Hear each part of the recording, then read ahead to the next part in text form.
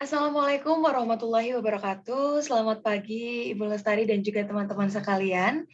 Pada kesempatan kali ini, kami dari kelompok 6 akan mempresentasikan hasil diskusi kami terkait dengan studi kasus yang pertama, yaitu PT Indofood Sukses Makmur. Nah, sebelumnya, perkenalkanlah kami untuk memperkenalkan diri terlebih dahulu. Kami dari kelompok 6, yang pertama ada saya, Rizky Nur Aini, absen 22. Saya Ahda Auli Azmi, absen 2.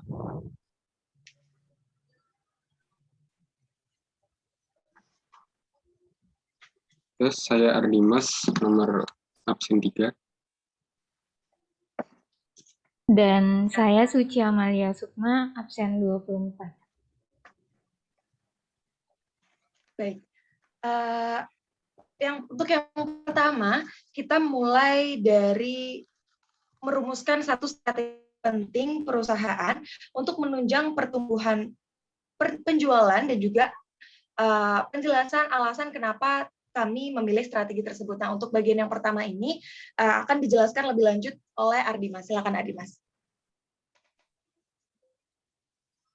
Oke, baik. Jadi sebelum kita menjawab setiap soal yang ada di studi kasus Indofood Sukses Makmur ini, terlebih dahulu kita harus memahami mengenai profil dan sekilas tentang perusahaan Indofood itu sendiri. Jadi intinya dari yang telah kelompok kami baca adalah bahwa perusahaan Indofood ini memiliki 4 bidang usaha. Yang pertama ada Bogasari Group, yang mana dari grup Bogasari ini perusahaan tepung terigu, dan yang kedua ada Consumer Branded Product Group atau grup produk konsumen bermerek. Nah, ini mungkin yang udah banyak kita konsumsi sehari-hari ya. Ada noodles, mie, ada dairy. Dairy ini produk susu gitu ya, olahan susu. Terus ada snack, food division, ada food seasoning. Intinya seperti penyedap makanan gitu ya. Ada bumbu racik dan lain sebagainya. Terus ada divisi nutrisi dan makanan khusus mungkin untuk ibu hamil dan juga balita. Dan kemudian ada divisi minuman. Kemudian ada agribisnis group. Divisinya ada divisi perkebunan, divisi minyak dan kelapa dan lemak nabati. Dan yang terakhir ada distribution group distribusi. Baik, yang pertama, untuk kasus yang pertama, saya akan menjelaskan mengenai strategi ke depannya produk Indofood ini agar dapat bersaing dengan kompetitor-kompetitor lainnya. Jadi dari kelompok kami membagi strategi tersebut ke dalam 5 bagian utama gitu ya.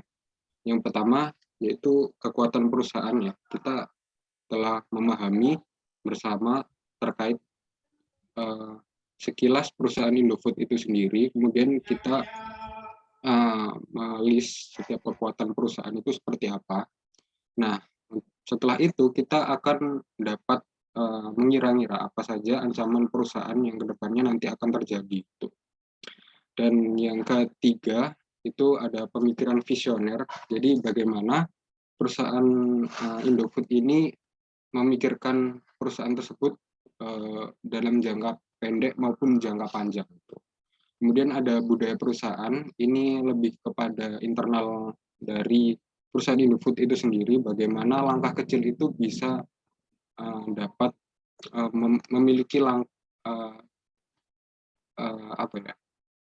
potensi untuk berkembang lebih besar lagi. Dan terakhir adalah perluasan segmen. Bagaimana sih segmen-segmen yang strategis untuk perusahaan Indofood ini bisa lebih berkembang lagi ke depannya. Nah, yang pertama adalah kekuatan perusahaan. Indofood ini memiliki banyak sekali keunggulan ya, di mana kita semua sudah mengenal rinci bagaimana perusahaan tersebut berkembang. Yang pertama adalah dari kekuatan perusahaan, kita dapat menambah jumlah outlet di pasar tradisional.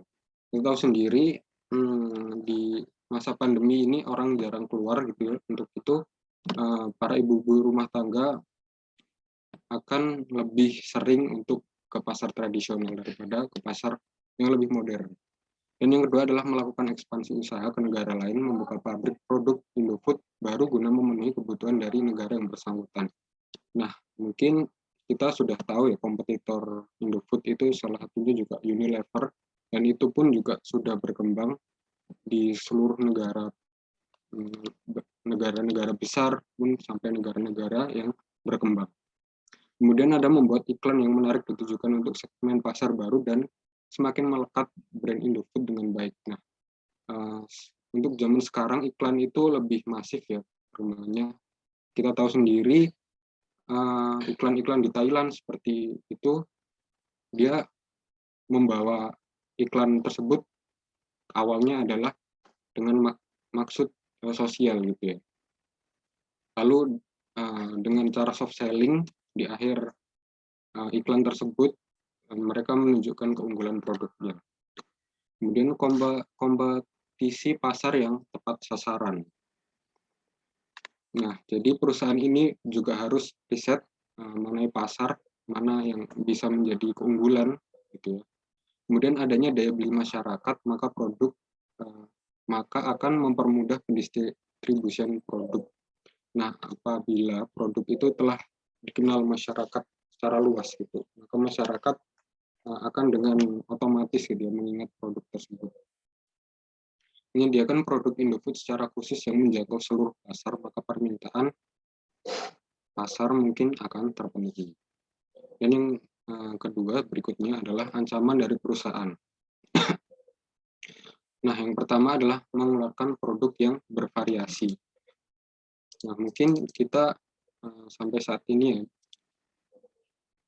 mungkin sudah biasa dengan produk-produk yang ada gitu. Mungkin saat itulah produk Indofood ini bisa mengeluarkan variasi-variasinya. Gitu. Yang kedua adalah mampu membayar pajak penjualan tinggi karena kondisi finansial yang kuat. Nah, ini kita bagaimana kontribusi perusahaan Indofood ini kepada negara gitu. Memang Dirjen Pajak itu mengapresiasi gitu mana-mana perusahaan yang telah membayar pajaknya yang tinggi gitu. Nah, setelah saya lihat pun itu perusahaan-perusahaannya itu pun perusahaan besar gitu. Jadi membayar pajak bukan berarti malah justru merugikan perusahaan gitu. Nah, berikutnya adalah mengembangkan aplikasi game online untuk menyasar segmen usia remaja ke bawah. Nah, ini mungkin sudah dilakukan juga dengan perusahaan-perusahaan besar ya, seperti Google, Amazon, dan lain sebagainya. Dan itu pun terbukti berhasil gitu ya, penambahan masa garansi untuk menunjukkan kualitas produk. Nah, dari segmen distribusi itu pun Indofood ini masih memiliki kemampuan gitu ya, bagaimana caranya untuk membuat garansi gitu. Bagaimana kalau terjadi resiko sesuatu terhadap produk pendistribusian produknya, maka apa ganti rugi dari Indofood itu. Memiliki keunggulan dalam merek agar perusahaan semakin dikenal banyak orang sehingga pesaing harga dapat diminimalkan. Nah, apabila produk itu sudah diproduksi massal, maka akan harga tersebut dapat diminimalkan, gitu. Memberikan anjuran agar konsumen mengonsumsi tidak berlebihan agar health issue dapat dicegah. Nah, mungkin juga sudah beredar gitu ya penelitian-penelitian mengenai kekurangan produk tersebut itu bagaimana. Nah, dari situ bagaimana caranya perusahaan Indofood itu menutupi gitu. Dan juga mengamankan health issue seperti apa. Nah, ini segmen-segmen bagian-bagian lain yang menjadi strategi juga dari perusahaan membangun organisasi yang berorientasi pada tujuan yang sesuai dengan budaya perusahaan yang fokus pada masa depan dan inovasi. Kemudian ada pemikiran visioner gitu ya, karena kita semua tidak tahu gitu ya, datangnya pandemi COVID itu pun juga tiba-tiba, dan juga pesaing-pesaing itu pun juga tanpa disadari gitu ya bermunculan, seperti itu produk-produk Pepsi yang disaingi dengan Bicola gitu. Terus kemudian ada Walls es krim disaingi dengan IC gitu. Nah, itu harus dipikirkan ya bagaimana jangka pendek 5 tahun, 10 tahun ke depan perusahaan itu harus bergerak seperti apa gitu. Mengembangkan keefektifan dan keandalan sebuah produk, beradaptasi pada konsumen produktif ya, masa-masa produktif itu, dan mengamanyakan produk ramah lingkungan. Dan yang terakhir adalah perluasan segmen pasar ke negara Amerika Serikat, India, dan Cina. Kenapa negara-negara ini sih? Karena negara-negara ini itu memiliki dampak yang besar gitu terhadap perekonomian dunia. Gitu. Maka dari itu apabila PT Indofood ini memegang kendali pada pasar tersebut, maka dia juga akan memiliki potensi yang besar untuk menghasilkan keuntungan atau income yang lebih besar lagi dengan memanfaatkan kekuatan EM. EM itu enterprise management gitu ya. Jadi bagaimana caranya sebuah perusahaan itu memitigasi adanya risiko yang ada. Nah, baik, selanjutnya akan dijelaskan oleh rekan saya, Kiki dan juga Ahda. Baik, terima kasih banyak Ardimas. Nah, setelah kita panjang lebar berdiskusi tentang strategi, nah sekarang kita akan mulai masuk ke poin pertanyaan yang kedua, yaitu ini untuk data informasi keuangan, kami diminta untuk membuat diagram hubungan antara induk atau INDF, kemudian anak atau ICBP, dan juga cucu atau PCL. Kemudian kami juga diminta untuk mengalokasikan pendapatan investasi bagi induk dan juga anak, kemudian mencantumkan saldo investasi yang dicatat oleh induk dan anak per akhir tahun 2020, kemudian juga mencatat jurnal eliminasi dan penyesuaian kertas kerja, serta membuat kertas kerja konsolidasi. Nah, untuk bagian yang pertama ini merupakan diagram hubungan antara induk, anak, dan juga cucu ya. Jadi seperti yang kita tahu, kalau di soal itu disebutkan bahwa pada tahun 2018, ICBP atau anak itu diakuisisi oleh INDF dengan membeli 320 juta lembar saham ICBP dari 400 juta lembar saham ICBP yang beredar. Nah, jadi di sini kita bisa menentukan nih, bahwa INDF ini merupakan induk dan ICBP ini merupakan anak, dan induk terhadap anak ini memiliki persentase kepemilikan sebesar 320 juta lembar saham dibagi dengan total keseluruhan lembar saham yang beredar, yaitu 400 juta. Jadi kita menemukan angka di 80%. Nah, selanjutnya ada juga informasi bahwa ICBP atau anak melakukan akuisisi terhadap PCL atau yang kita sebut sebagai cucu di sini pada awal tahun 2020. Nah, dalam akuisisi tersebut, ICBP membeli 224 juta lembar saham dari total 320 juta lembar saham PCL yang beredar. Nah, jadi di sini kita bisa simpulkan bahwa anak atau ICBP ini memiliki kendali atas PCL sebesar 70% atau sebesar 320 juta dibagi, atau sebesar 224 juta dibagi dengan 320 juta lembar saham PCL yang beredar. Nah, sehingga di sini kami bisa simpulkan bahwa struktur afiliasi indirect holding-nya ini adalah berupa indirect holding yang seperti ini. Jadi tidak ada hubungan langsung atau kepemilikan langsung antara induk dan juga cucu. Yang mana di sini induk memiliki kendali secara tidak langsung terhadap cucu dengan persentase 80% dikali 70%, yaitu 56%. Seperti itu. Mungkin selanjutnya untuk menjawab pertanyaan yang selanjutnya, Ardimas boleh stop share dulu karena kita akan lanjut ke Excel.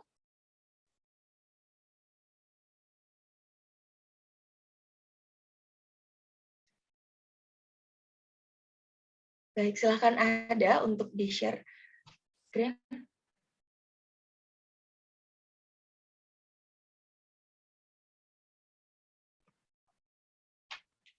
Nah, apakah sudah terlihat, teman-teman? Sudah, Mbak. Baik, terima kasih. Nah, Di sini kita akan mulai dari akuisisinya terlebih dahulu. Nah, kita tahu nih kalau misalnya tadi INDF ini sudah kita kategorikan sebagai induk, atau di sini kita sebutnya sebagai P, kemudian ICBP kita sebut sebagai S atau anak, dan PCL kita sebut sebagai cucu atau kita lambangkan dengan T di sini ya. Nah, untuk yang pertama, akuisisi kita geser dulu ke kiri, kita ke akuisisi dari P ke S terlebih dahulu. Yang mana, seperti yang saya sebutkan tadi, bahwa akuisisi P ke S atau INDF ke ICBP itu dilakukan pada tahun 2018. Dengan presentase kepemilikan yang sudah saya sebutkan tadi, 320 juta lembar saham dibagi dengan 400 juta lembar saham yang beredar milik ICBP, yaitu sehingga kita menemukan presentase kepemilikan sebesar 80%. Nah, kemudian kita akan menentukan harga perolehannya. Di sini diketahui di soal bahwa INDF ini bersedia membeli saham ICBP pada harga 1.500. Nah, sehingga harga itulah yang kita gunakan untuk mengalihkan jumlah lembar saham yang dibeli oleh INDF, yaitu 320 juta. Sehingga 1.500 dikalikan 320 juta, kita ketemu 480 miliar, yaitu adalah harga perolehannya. Nah, selanjutnya kita akan mencari implied value-nya dengan cara 100 dibagi dengan persentase kepemilikan, yaitu 80, kemudian dikalikan dengan 480 miliar. Sehingga kita temukan implied value sebesar 600 miliar. Kemudian kita akan sandingkan implied value tersebut dengan book value net asset milik S atau milik ICBP. Nah, yang mana itu sebenarnya bisa kita lihat sama-sama di data kertas kerjanya. Di balance sheet-nya itu sudah diketahui data share capital ordinary, share premium ordinary, dan juga retain earning milik ICBP atau milik S ya. Atau kalau kita mau hitung sendiri share capital ordinary-nya ini bisa banget, di soal kita diberi keterangan bahwa nilai par saham ICBP itu adalah Rp500 per lembar saham. Nah, kita tinggal kalikan saja 500 dengan total lembar saham S yang beredar, yaitu 400 juta. Sehingga kita temukan nominal 200 miliar untuk share capital ordinary, share premium ordinary 240 miliar, dan juga retain earning 150 miliar seperti yang tertera di soal. Nah, kemudian kita totalkan sehingga kita menemukan nominal 590 miliar. Ketika kita sandingkan dengan implied value, ternyata terdapat selisih sebesar 10 miliar, yang mana ini merupakan excess value-nya, dan kemudian sesuai soal akan dialokasikan ke undervalue equipment sebesar 2 miliar dengan masa manfaat yang tersisa yaitu 10 tahun, sehingga amortisasi per tahun yang diperoleh yaitu 2 miliar dibagi dengan 10 tahun, kita peroleh 200 juta per tahunnya. Nah, selain undervalue equipment, excess tersebut juga dialokasikan ke overvalue land, yaitu sebesar 1,5 miliar. Nah, sehingga ketika kita kurang dan jumlahkan dengan excess dengan alokasi tersebut, under over tersebut, kita peroleh hasil akhirnya yaitu 9,5 miliar yang akan kemudian dialokasikan ke goodwill sesuai dengan soal. Baik, selanjutnya kita masuk dulu ke akuisisi dari S ke T atau dari ICBP ke PCL. Nah, seperti yang kita ketahui tadi juga bahwa akuisisi PCL ini dilakukan pada awal tahun 2020 dengan persentase kepemilikan yang sudah saya sebutkan tadi di awal juga, yaitu senilai 70% atau dari 224 juta lembar saham dibagi dengan total keseluruhan lembar saham PCL yang beredar yaitu 320 juta lembar saham. Nah, sama seperti yang sebelumnya, kita juga bisa menghitung harga perolehannya, yaitu diketahui di soal bahwa ICBP harus membayar 937,5 per lembar saham. Jadi, itu kita kalikan dengan total lembar saham yang dibeli oleh ICBP, yaitu 224 juta lembar saham, sehingga kita bisa menemukan nominal sebesar 210 miliar untuk harga perolehannya. Nah, selanjutnya kita mencari implied value-nya dengan cara 100 dibagi dengan 70 atau persentase kepemilikan, kemudian dikalikan dengan 210 miliar. Sehingga kita tahu bahwa implied value-nya sebesar 300 miliar. Nah, masih sama dengan sebelumnya, kita bandingkan nih implied value-nya dengan book value net asset milik S atau milik ICBP. Ini sama juga, kita bisa langsung lihat di balance sheet-nya, atau kita juga bisa kalikan nilai par-nya, yang mana ini kita ketahui nilai par per lembar saham PCL adalah 250, kemudian kita kalikan dengan total lembar saham yang dibeli oleh ICBP, yaitu ini dikalikan dengan seluruh lembar saham yang beredar milik PCL, yaitu 320 juta. Sehingga kita bisa temukan di situ share capital ordinary senilai 80 miliar, kemudian share premium ordinary senilai 120 miliar, dan retained earnings senilai 85 miliar atau sesuai dengan yang disebutkan di soal. Nah, sehingga ketika kita totalkan, total book value net asset dari S ini adalah 285 miliar. Ini bukan book value nilai aset net asset dari S, tapi book value nilai net asset dari T ya, karena di sini dari akuisisi S ke T. Baik, selanjutnya kita sandingkan implied value tersebut dengan book value net asset milik T, sehingga kita memiliki selisih sebesar 15 miliar. Ya, itu merupakan X value-nya, dan sesuai dengan data di soal akan dialokasikan ke overvalue equipment sebesar 3 miliar dengan masa manfaat tersisa 5 tahun, sehingga amortisasi per tahunnya sebesar 600 juta. Nah, selain itu sisanya kita alokasikan ke paten dengan masa manfaat 10 tahun dengan amortisasi yaitu 18 miliar dibagi 10 tahun, yaitu 1,8 miliar per tahun. Seperti itu. Boleh geser ke kiri bawah ada. Nah, selanjutnya kita mulai masuk ke transaksi intracompany nih. Oke, nah sekarang kita masuk ke transaksi equipment yang upstream terlebih dahulu. Nah, di sini INDF telah membeli peralatan dari ICBP dengan harga 120 miliar. Itu dilakukan pada tanggal 2 Oktober 2019. Nah, berarti kita bisa tahu bahwa harga jualnya ini sebesar 120 miliar. Nah, selain itu terdapat juga informasi bahwa peralatan tersebut pada masa lalu dibeli oleh ICBP dengan harga 130 miliar. Nah, sehingga ketika kita selisihkan akan ada loss nih sebesar 10 miliar. Nah, ini kita sebut loss on sale of equipment, yang mana kita tahu bahwa peralatan ini masih memiliki masa manfaat 4 tahun, sehingga loss-nya ini akan kita amor juga per tahunnya, yaitu 10 miliar dibagi 4, kita dapat 2,5 miliar. Nah, untuk amortisasi tahun 2019 sendiri tentunya tidak full ya, karena kita mulai di 2 Oktober, sehingga kita perlu kalikan dengan 3/12, sehingga kita menemukan amortisasi loss ya di tahun 2019 itu adalah 625 juta. Nah, sehingga kalau misalnya kita simpulkan seperti itu, kita bisa tulis bahwa ada unrealized loss equipment di tahun 2019 senilai 10 miliar, realized loss equipment di tahun 2019 senilai 625 juta, dan juga realized loss equipment di tahun 2020 senilai 2,5 miliar. Nah, selain transaksi equipment upstream, kita juga ada transaksi inventory downstream nih. Nah, di sini disebutkan bahwa ICBP telah menjual inventory senilai 180 miliar kepada PCL dengan margin 20%. Nah, kita bisa tulis di situ bahwa sales-nya itu sebesar 180 miliar seperti di soal, dan profit margin-nya 20% dari 180 miliar, sehingga kita menemukan angka 36 miliar untuk profit margin-nya. Kemudian untuk informasi selanjutnya, sampai dengan akhir tahun 2020, sebanyak 25% inventory tersebut belum terjual ke pihak ketiga. Nah, sehingga sebesar 25% dari profit margin tersebut merupakan unrealized profit di tahun 2020. Atau kita bisa hitung sebesar 25% dari 36 juta, yaitu 36 miliar, yaitu 9 miliar untuk unrealized profit di tahun 2020-nya. Kemudian kita masuk ke bagian yang paling bawah. Nah, di sini kita udah mulai masuk ke perhitungan. Kita akan mencari income from T dan juga income from S beserta NCI expense masing-masing. Seperti yang kita ketahui di soal, di situ terdapat separated earning dari masing-masing P, S, dan juga T, serta dividen yang dibagikan oleh masing-masing dari mereka.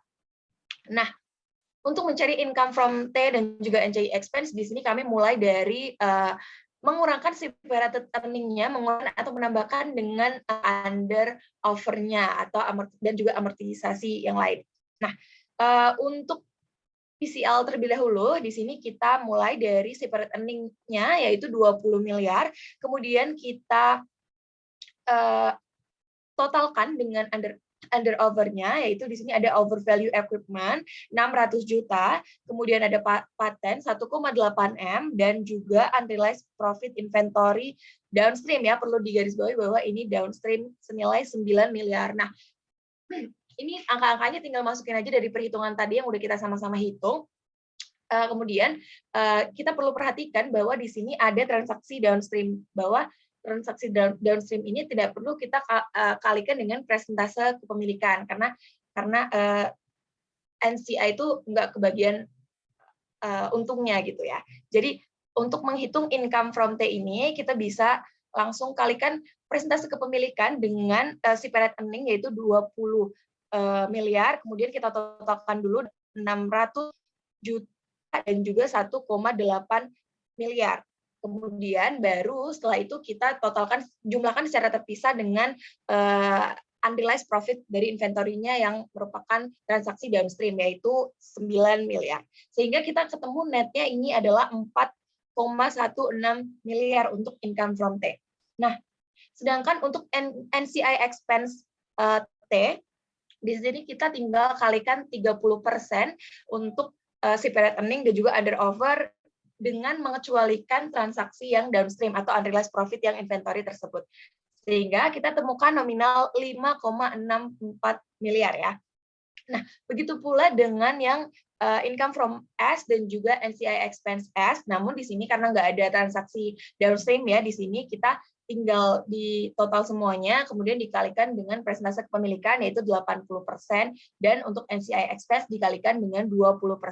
Sehingga di sini kita peroleh income from S-nya adalah 65,168 miliar dan NCI expense S-nya 16,292 miliar. Kemudian kita bisa menghitung net income dari P atau consolidated income di sini dari separate earning dari INDF sendiri yaitu 120 miliar, dan juga kita totalkan dengan income from S yang tentunya sudah ditotalkan dengan income from T tadi ya. Tadi saya lupa mention kalau dalam menghitung income from S ini perlu menjumlahkan juga hasil akhir dari income from T yaitu senilai 4,16 miliar itu. Nah, itu yang warna merah kita totalkan sehingga kita tahu consolidated income-nya sebesar 185,168 miliar, seperti itu. Next, untuk pertanyaan terkait jurnal eliminasi dan kertas kerja konsolidasi akan disampaikan lebih lanjut oleh Ahda. Silakan Ahda. Baik, sebelumnya saya izin off cam ya Bu. On cam agak khawatir jaringannya kurang bagus Bu. Baik, selanjutnya saya akan menjelaskan terkait dengan jurnal eliminasi dan terkait dengan penyesuaian konsolidasinya. Yang pertama terkait dengan eliminasi intercompany transaction, inventory dan stream. Nah, yang pertama tadi sudah dijelaskan juga bahwa ada penjualan inventory downstream sebesar 180 miliar. Nah, ini dieliminasi dengan jurnal sales pada COGS sebesar 180 miliar. Nah, tadi pada akhir 2020 diketahui bahwa 25%-nya itu belum terjual. Nah, jadi dieliminasi juga sebesar COGS pada inventory sebesar 9 miliar. Nah, yang kedua, mengeliminasi intercompany transaction yang equipment, yang upstream. Nah, tadi karena transaksinya itu tidak pada tahun KK, pada tahun 2019. Nah, jurnal eliminasinya itu pertama equipment sebesar nilai loss-nya sebesar 10 juta, kemudian dialokasikan ke investment in S sebesar persentasenya, dan NCI-nya juga sebesar persentasenya, kemudian dihapus juga depresiasi tahun pertamanya sebesar tadi sudah diperhitungkan juga, kemudian dieliminasi depresiasi tahun berikutnya tahun 2020. Nah, ini karena sudah 1 tahun penuh sehingga diperhitungkan untuk 1 tahun penuh sebesar depreciation expense pada akumulasi depreciation sebesar 2,5 miliar. Nah, yang ketiga untuk mengeliminasi income from T. Ini mungkin dari sudut pandang CS ya. Nah, tadi juga sudah dijelaskan oleh Kiki, didapat income from T-nya itu sebesar 4,16 miliar. Dan T itu juga membagi dividen dan alokasinya itu sebesar alokasi kepemilikan 70% dikali dengan total dividen ikan dan sisanya masuk ke investment in T. Nah, selanjutnya yang D untuk mencatat NCI expense T. Nah, ini juga dari sudut pandang si S. Nah, pertama jurnalnya NCI expense T dengan perhitungan tadi didapat nilainya 5,64 M dan dividennya tinggal dialokasikan berdasarkan kepemilikannya 30% dikali dengan total dividen yang dibagikan. Nah, sisanya masuk ke NCI ending T sebesar 4,14 M. Nah, jurnal selanjutnya untuk mengeliminasi equity dan mencatat NCI. Nah, tadi juga sudah dijelaskan bahwa RET beginning itu sebesar 85 M dan share kapitalnya sebesar 80 M, share premium ordinary 120 M dan ada paten sebesar 18 M. Dan ada juga under value equipment sebesar 3 M dan sisanya itu dia tinggal dialokasikan ke investment inti sebesar kepemilikannya 70% dan sisanya juga dialokasikan ke NCI-nya sebesar kepemilikannya 30%. Nah, jurnal selanjutnya untuk mengeliminasi income from S. Nah, ini mungkin dari sudut pandang si P sebagai parent. Didapat berdasarkan perhitungan tadi income from S-nya sebesar 65,168 M dan dividen yang dibagikan S itu tinggal dialokasikan berdasarkan kepemilikannya 80% dikali total dividen yang dibagikan dan sisanya dimasukkan ke investment in S. Selanjutnya untuk mencatat NCI expense S. Nah, ini juga berdasarkan sudut pandang si P. Tadi sudah diperhitungkan juga NCI expense X itu sebesar 16,292 M dan dividennya tinggal dialokasikan berdasarkan kepemilikan NCI-nya. 20% dikali dengan total dividen yang dibagikan. Sisanya masuk ke NCIS ending sebesar 12,292 M. Nah, selanjutnya untuk mengeliminasi equity S dan mencatat NCI-nya juga. Nah, jurnalnya itu pertama mengeliminasi RE-nya sebesar 180 M, terus kapital ordinarinya sebesar 200 M, terus share premiumnya juga 240 M, dan tadi juga ada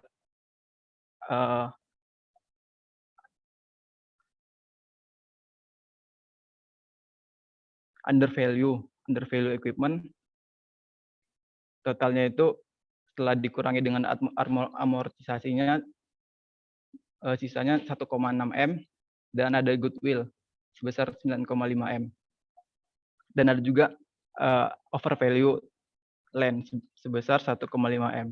Sisanya tinggal dialokasikan ke investment in S sebesar persentase kepemilikannya 80% dan NCI-nya juga 20% dikalikan dengan totalnya.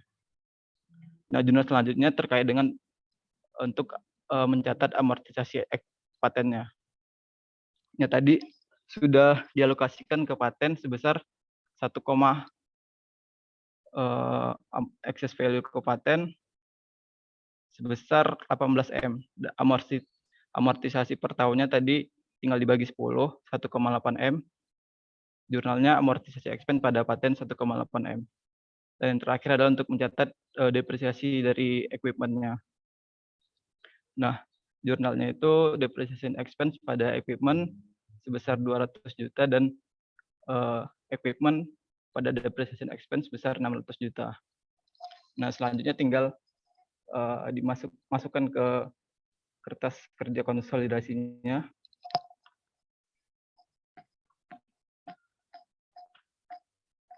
Nah, ini yang ditanda kuning ini yang ditanya di soal. Nah, tadi juga sudah didapat income from ICBP-nya atau income from S dan income from PCL atau income from T-nya. Kalau income from S-nya sebesar 65,168 M, sedangkan yang income from PCL-nya sebesar 4,16 M.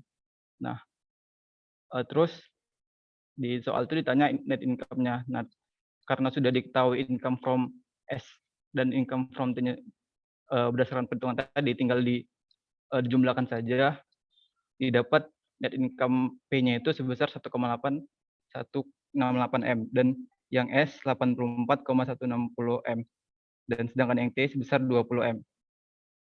Nah, kemudian ditanya juga terkait dengan RE ending masing-masing perusahaan. Nah, tinggal dimasukkan net income-nya berdasarkan yang ini tadi dan dijumlahkan saja. Didapat yang P itu RE ending-nya sebesar, dapat dilihat ini, dan selanjutnya nah terkait dengan nilai investasi di CBP dan nilai investasi di PCLDS dan T. Nah, berdasarkan perhitungan tadi juga sudah didapat nilainya itu sebesar 560,348 M, dan investasi di T-nya itu sebesar 210,660. Nah, ini perhitungannya di bawah.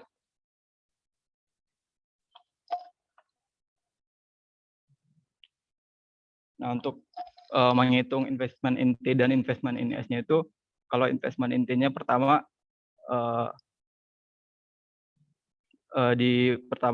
investment in T awalnya itu sebesar kan 210 nilai awal investasinya. Kemudian ditambah dengan income from T sebesar 4160 M, dan ada dividen tadi yang dibagikan mengurangi sebesar 3,5 M, sehingga investment in T akhirnya itu sebesar 210,660. Nah, sedangkan nilai akhir dari investment in S-nya itu dihitung dengan cara ekuitas S ending per 31 Desember itu sebesar 684,160. Ini didapat dari penjumlahan dari ekuitasnya itu, ekuitas endingnya. Kemudian diperhitungkan dengan excess dari equipment, under, dan excess dari land over sebesar 1,4 M dan 1,5 M. Dan ada juga alokasi goodwill sebesar 9,5 M. Dan tadi juga ada intercompany transaction terkait dengan unrealized loss equipment sebesar 6,875. Nah, ini di total per sampai dengan 2020. Sehingga didapat nilai akhir dari investment in S-nya itu tinggal dialokasikan berdasarkan kepemilikannya. 80% dikali dengan total ekuitas S seluruhnya.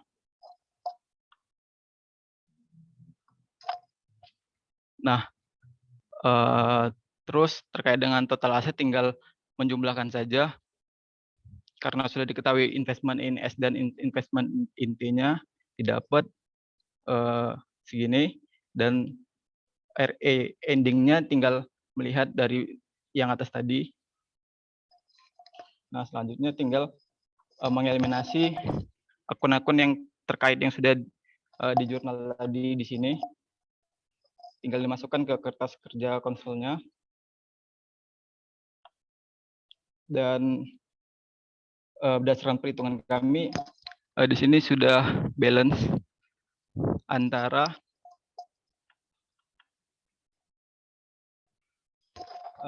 total aset dan total liabilities-nya. Mungkin cukup sekian, Bu. Saya kembalikan ke moderator. Terima kasih. Baik, ada silahkan di stop share terlebih dahulu, karena kita akan kembali lagi nih ke PPT, karena masih ada satu poin lagi yang masih belum disampaikan, yaitu terkait dengan risiko. Nah, terkait risiko ini akan disampaikan lebih lanjut oleh Suci. Silakan, Suci. Baik, terima kasih Kiki. Nah, kemudian di studi kasus kali ini diminta untuk mengusulkan satu risiko terpenting yang harus manajemen Indofood perhatikan. Kemudian, kenapa alasan risiko tersebut dipilih? Dan kami mengusulkan satu mitigasi terkait risiko tersebut. Nah, di sini usulan risiko yang kami usulkan itu adalah risiko kenaikan harga komoditas dan bahan baku. Nah, sebelumnya izinkan saya untuk menjelaskan sedikit mengenai kenapa kami mengambil keputusan untuk memilih risiko ini dibanding 6 risiko lainnya. Nah, yang pertama itu di dalam studi kasus itu ada 7 resiko. Yang pertama, risiko pandemi COVID-19. Nah, menurut kelompok kami, risiko pandemi ini bukan merupakan risiko yang terpenting untuk diperhatikan karena mengingat perusahaan Indofood ini mampu bertahan dengan skala dampak yang ada pada masa pandemi COVID-19, sehingga diyakini bahwa perusahaan Indofood mampu bertumbuh walaupun di masa pandemi ini. Nah, dan artinya dampak pandemi ini sejauh ini tidak signifikan terhadap performa Indofood maupun ICBP. Nah, kemudian yang kedua itu risiko keamanan pangan, di mana mengingat PT Indofood ini merupakan perusahaan yang sudah lama berdiri dan sudah berpengalaman di bidangnya, sehingga untuk risiko ini sudah diperhatikan dan merupakan kegiatan yang selalu dilakukan oleh PT Indofood sendiri, karena jika tidak, maka perusahaan ini sudah mendapat isu negatif atau dampak-dampak negatif terhadap kegiatan usaha dan operasional perusahaannya. Nah, yang ketiga itu risiko kenaikan harga komoditas dan bahan baku. Nah, kenapa kami memilih ini? Dikarenakan harga dan biaya produksi dari perusahaan itu dipengaruhi oleh harga bahan baku di pasar internasional dan depresiasi nilai tukar rupiah terhadap mata uang asing dapat memberikan dampak negatif terhadap kegiatan operasional dan kondisi keuangan perusahaannya. Nah, walaupun sebenarnya bahan baku naik, perusahaan bisa saja menaikkan harga jual produknya, tetapi perusahaan tidak dapat secara langsung meningkatkan harga jual produk itu, walau sejalan dengan kenaikan harga bahan baku di pasar internasional. Dan tentunya resiko ini merupakan masalah global yang cenderung sulit untuk dihindari karena banyak bahan baku yang digunakan di Indonesia itu masih impor, sehingga diperlukan peran pemerintah mengenai kebijakan pemerintah dalam menjaga daya beli tetap stabil. Nah, kemudian di sini selanjutnya terkait mitigasi risiko yang kami usulkan untuk risiko ini. Next slide. Nah, yang pertama itu melakukan kegiatan-kegiatan strategi dengan membentuk pola hubungan kerjasama dan kemitraan dengan petani dan pemasok. Yang kedua itu melakukan pemantauan dan simulasi harga bahan baku terhadap harga jual. Yang ketiga itu melakukan kontrak kerjasama dan beberapa perusahaan dalam dan luar negeri. Kemudian menggunakan bahan baku substitusi tanpa mengurangi risiko tersebut dan dapat meredam dampak gejolak harga komoditas. Dan karenanya itu, di dalam studi kasus kemarin, ternyata PT Indofood ini telah menerapkan sistem ERP atau Enterprise Risk Management, sehingga dipercaya atau diyakini dapat menghadapi dan meminimalisir risiko ini. Nah, kemudian risiko yang keempat itu risiko persaingan. Kita mengetahui bahwa sengitnya persaingan di bisnis konsumer sangat sengit dan dipastikan Indofood itu tetap memiliki pangsa pasar yang luas dan potensi kenaikan daya beli di masyarakat luas, sehingga dinilai masih mampu untuk menopang kinerja Indofood untuk tahun 2020. Kemudian risiko pemanasan global dan perubahan iklim. Risiko pemanasan global dan perubahan iklim ini tidak berdampak signifikan terhadap keberlangsungan bisnis karena pasti Indofood sudah melakukan pencegahan terhadap risiko ini melalui kecukupan perlindungan asuransi dan implementasi sistem penanggulangan krisisnya. Nah, kemudian terkait risiko keberlanjutan yang kami baca kemarin terkait ketaatan hukum atau kepatuhan hukum, di mana si perusahaan PT Indofood ini bukan hanya perusahaan dari Indofood aja, tapi perusahaan lain itu diwajibkan untuk selalu taat pada ketentuan hukum yang berlaku di Republik Indonesia sehingga dapat mendapatkan izin untuk usaha gitu. Nah, kemudian risiko keamanan cyber.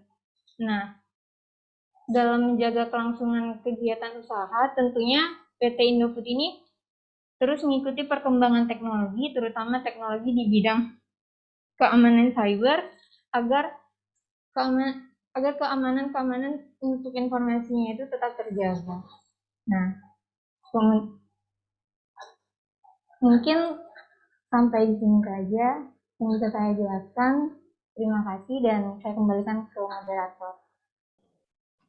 Baik, terima kasih banyak Suci dan juga teman-teman dari kelompok 6 yang sudah menjelaskan panjang kali lebar ya terkait dengan studi kasus yang kita kerjakan kali ini. Nah, mungkin sekian presentasi dari kami kelompok 6 terkait dengan studi kasus 1 yaitu PT Indofood Sukses Makmur. Terima kasih atas perhatiannya. Untuk teman-teman kelompok lain yang ingin memberikan tanggapan ataupun komentar, pertanyaan, kritikan maupun saran terhadap kelompok kami, terhadap presentasi kami kali ini, kami persilakan. Baik, terima kasih Mbak Kiki, Mas Dimas, Mas Ahda, dan Mbak Suci. Teman-teman kelompok lain, monggo untuk ditanggapi dari kelompok 1. Jadi yang presentasi hanya satu aja, gitu ya. Mudah-mudahan mewakili, gitu ya. Dan teman-teman kalau misalnya mendapatkan hasil yang berbeda, teman-teman bisa menyanggah untuk hasil yang sudah dipresentasikan oleh teman-teman kelompok 6 gitu, terkait apa saja gitu ya. Nah, sekarang waktunya untuk teman-teman dari kelompok 1 sampai kelompok 5, silahkan untuk menanggapi gitu ya. Mas Faisal, monggo Mas Faisal. Oke, terima kasih. Ini kita case-nya lagi sama stakeholder ceritanya. Oke. Terima kasih kesempatannya. Perkenalkan, nama saya Muhammad Faisal Sandi, nomor absen 15 dari kelompok 3. Izin bertanya kepada pihak pemapar terkait strategi yang kalian paparkan sebelumnya, bahwa terkait pemikiran visioner, kalian memberi resolusi bahwa mengkampanyekan produk ramah lingkungan seperti itu sebagai strategi dari perusahaan kita. Namun, seperti yang kita ketahui, salah satu permasalahan umum dan nyata dari produk ramah lingkungan itu adalah cost-nya dari sebuah barang itu mahal biasanya. Karena butuh sesuatu yang tidak umum dan segala macamnya seperti itu. Dan itu tidak affordable buat masyarakat yang ingin membeli nantinya seperti itu. Nah, dari sisi kalian, mengapa sih kalian itu menaruh inovasi ini ramah lingkungan sebagai strategi dari perusahaan kita? Terima kasih.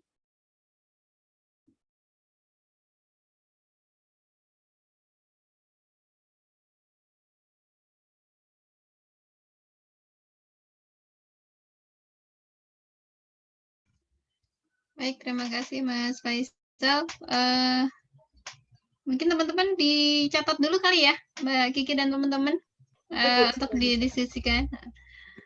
Selanjutnya, monggo yang raise hand ada Mas Gabriel. Baik. Sebenarnya saya itu sih Bu, berbeda bukan berbeda perhitungan sih, maksudnya ada perbedaan interpretasi gitu Bu di soal nomor 2. Tadi kan dijelaskan bahwa kelebihan over under value-nya itu atas akuisisi itu dijumlahkan dengan goodwill ya. Tapi interpretasi kami dari kelompok saya itu gini Bu, itu kan di situ dibilang kalau nggak salah di soal kasusnya itu goodwill itu tersendiri. Jadi kami berinterpretasi bahwa goodwill itu berbeda dengan over dan under equipment kalau nggak salah gitu sih Bu. Sama juga pas akuisisi yang T-nya juga sama sih Bu. Jadi kami perbedaan sih di situ aja sih Bu. Tapi secara overall sebenarnya sama aja sih Bu. Gitu. Mas Gabriel boleh di-share mungkin ya, biar teman-teman kelompok 6 melihat gambarannya seperti apa gitu. Sebentar ya Bu. Boleh. Mas Gabriel dari kelompok berapa, Mas Gabriel? Kelompok 2 Bu. Kelompok 2, oke.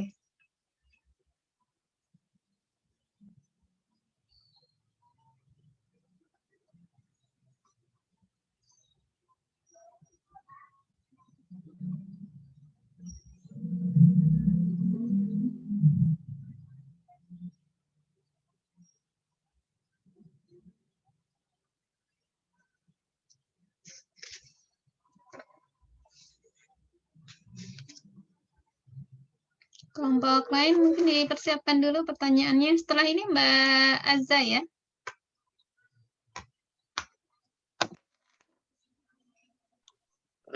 Ini saya Excel-nya atau gimana, Bu? Bentuk Excel-nya aja. Biar kelihatan. Angkanya kan pasti beda ya, Mas Gabriel ya? Beda, Karena saya kan beda. berbeda. Nah, ini sih, Bu, yang ini nih, Bu.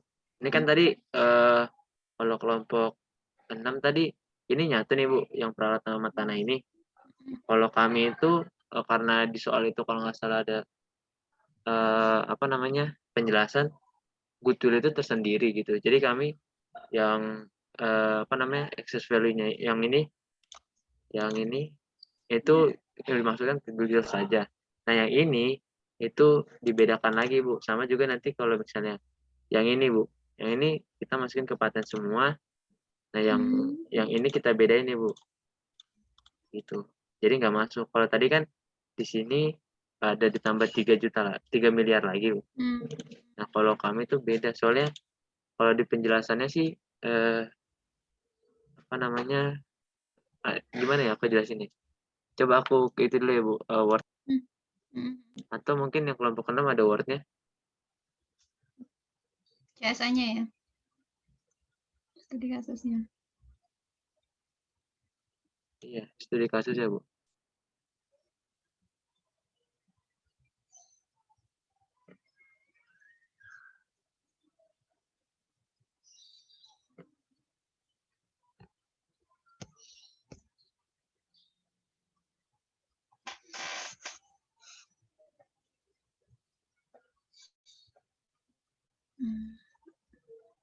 Nih ya, saya bacakan ya.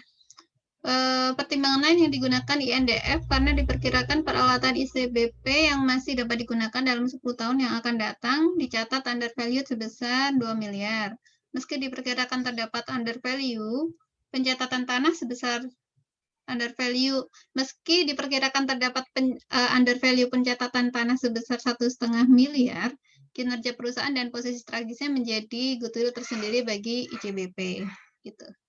Itu ya, Mas ya? Iya, itu interpretasi kami, Bu. Jadi kami membedakannya. Itu sih, Bu. Itu aja sih, Bu, yang berbeda. Jadi di Mas Gabriel membedakannya gimana, Mas? Dikeluarkan gitu ya dari jadi eksesnya diambil dulu gitu atau gimana? Ya, eksesnya yang selisih dari nilai implied value sama book value net asset ini itu masuknya langsung ke goodwill dulu, Bu. Nanti baru ditambahkan sama yang under atau over value yang itu, Bu. Yang ini kan kalau di ICBP itu peralatan sama tanah, Bu. Jadi masuk goodwill dulu baru peralatan dan tanah gitu. Nah, kalau yang ICBP PCL itu masuk dulu ke paten, baru nanti beda lagi halnya dengan peralatan. Jadi kami bedain sih, Bu. Soalnya In di total yang excess value-nya berarti itu, ya, Mas Gabriel, monggo lanjut. itu sih, Bu. Udah itu aja sih, Bu. Jadi totalnya totalnya yang excess value-nya itu 12 ini untuk yang tahun 2020. Kalau yang ini totalnya ini sih. Cuman kami dibedain sih, Bu, gitu. Oke. Teman-teman kelompok 6 sudah menangkap maksudnya Mas Gabriel ya? Ya, Bu. Sudah, Bu. Sudah ya? Oke, baik. Terima kasih Mas Gabriel. Selanjutnya Mbak Azza, monggo. Baik, Bu, izin bertanya. Untuk kan tadi kan dijelasin strategi yang dijabarkan itu ada banyak kan. Menurut kalian satu strategi yang paling penting dari strategi yang udah kalian jabarkan itu apa dan alasannya itu apa? Terima kasih. Mbak Azza kelompok berapa? 3, Bu. 3. Oke, teman-teman kelompok 6 mau dijawab dulu atau dikumpulkan lagi? Masih ada 3 yang raise hand. 2 ya, Mas Gabriel tadi sudah.